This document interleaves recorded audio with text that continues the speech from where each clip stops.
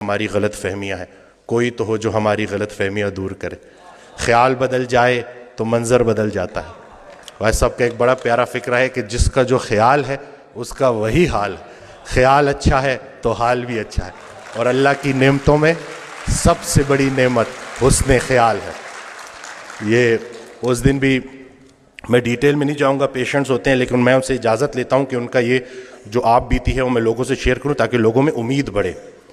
ایک خاتون میرے پاس آئیں، کچھ ان کے ساتھ بڑی زیادتیاں ہو گئی تھیں اور وہ دل میں نفرت لیے بیٹھی تھیں، اور جس کے لیے نفرت لیے بیٹھی تھی وہ فوت ہو چکا تھا۔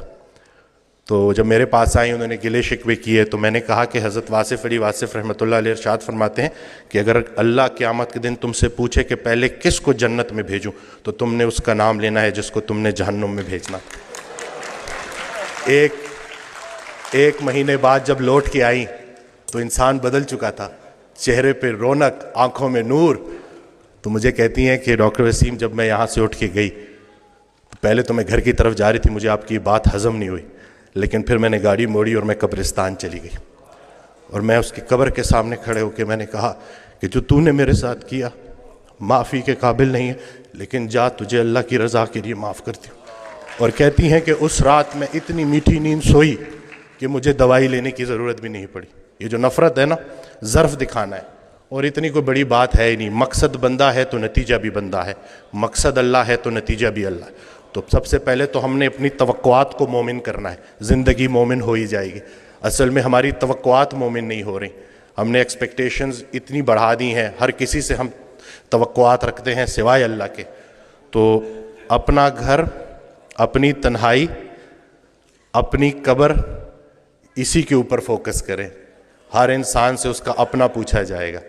جس شوہر کو اپنی بیوی میں صرف برائیاں نظر آ رہی ہیں، اصل میں اس کو اپنی تمام برائیاں اپنی بیوی میں نظر آ رہی ہیں۔ اچھے شوہر کو اپنی بیوی اچھی لگے گی، برے شوہر کو اپنی بیوی برے لگے گی۔ اب بتاؤ بیوی اچھی لگتی ہے یا بری لگتی ہے؟ یہ نہیں کہ سارا کا سارا فوکس ادھر کر دیا، جھگڑا ہی نہیں کرنے دیتے، سارے جھگڑے ہی ختم کر دیے الحمدللہ۔ جھگڑا جو ہے نا وہ دو بندوں کا نام ہے، صلح ایک بندے کا نام۔ ابھی ریسنٹلی